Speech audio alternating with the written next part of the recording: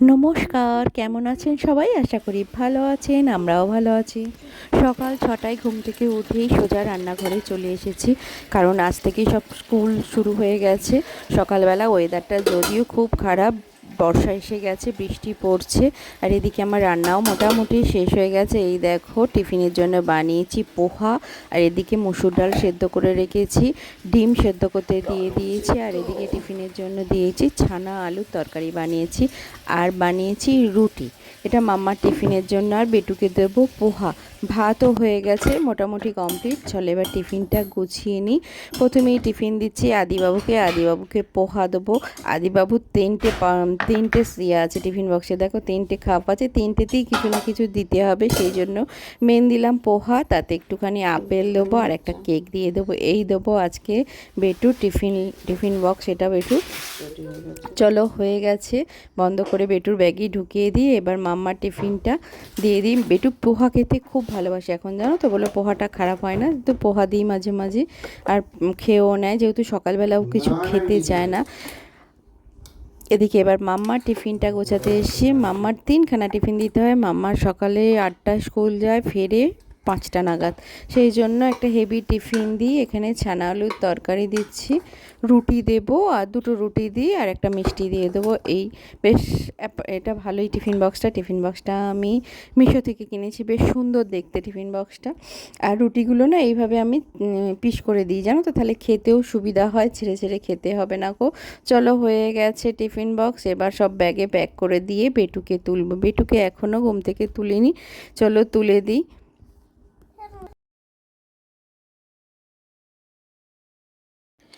সকালবেলাটা পুরো আমার যুদ্ধ চলে, পুরো ঘুম থেকে উঠেই না জাস্ট রান্নাঘরে, একদিন যদি দেরি হয়ে যায় অ্যালার্ম বাজতে খুব অসুবিধা হয়। 6টায় উঠলে মোটামুটি আমার 7:30টার মধ্যে সব কিছু কমপ্লিট হয়ে বেটুকে তুলে, বেটুকে স্নান করিয়ে, বেটুকে রেডি করিয়ে নিতে পারি। চলো আজকেও সেরকমই হয়েছে, কিন্তু ওয়েদারের অবস্থা ভীষণ খারাপ, অন্ধকার করে এসেছে, বাজছে 8:10, একটু লেটই হয়ে গেছে। বেটুকে তুলি, চলো ওকে স্নান করাবো। বেটুর আজকে পিটি আছে আজকে, এই জন্য ইয়েলো ড্রেস পরে যাবে বেটু। আজকে পিটি ড্রেস, ইয়েলো ড্রেস। আর আকাশের অবস্থা কেমন করে?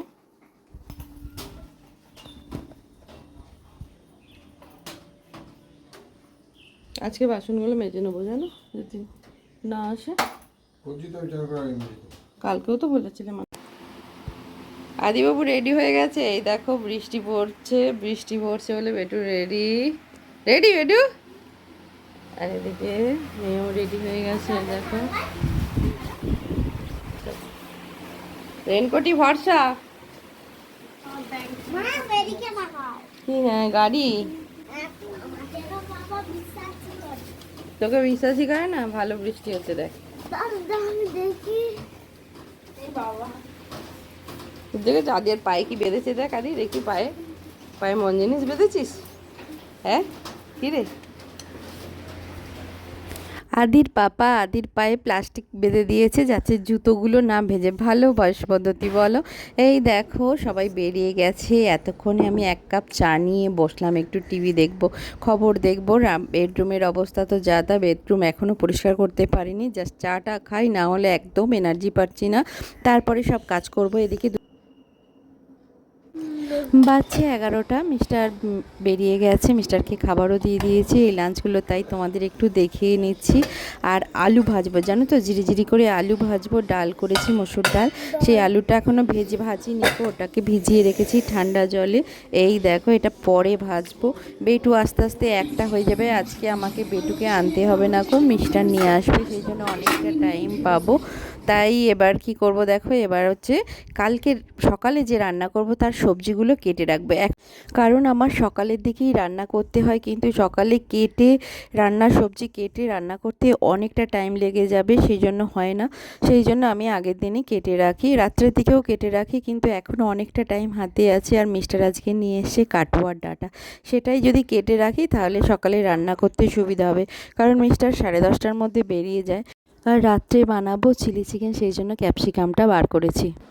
বাচ্চে বাচ্চে একটা, আদি চলে আয়, আজ স্কুল থেকে চলে এসেছে, করিয়ে ওকে খাওয়াবো। এখন গাড়ি নিয়ে মেতেছি ঘুম থেকে উঠে, স্কুল থেকে এসে, তাই তো। নিংচে একটা নেংটি বলছে, এটা নেংটি, দেখো কি করছে। চলো এসো। আদিবাবু টিফিন বক্স এই দেখো ফাঁকা করে নিয়ে চলে এসেছে, তো গুড বাই। আদিবাবুকে টিফিন দিলে আদিবাবু খেয়ে নেয়, তাই তো? ভালো হয়েছিল পোহা। হুম, চলো। ও গাড়ি নিয়ে এখন মত্ত, গাড়ি নিয়ে খেলবে। বিট্টু বাবুকে দুপুরের লাঞ্চ খাইয়ে দিয়েছি, বাজে দুটো। এবার ঘুম পাড়াবো, কারণ অনেক সকালে ওঠে, দুপুরবেলা ঘুম পাড়াবো।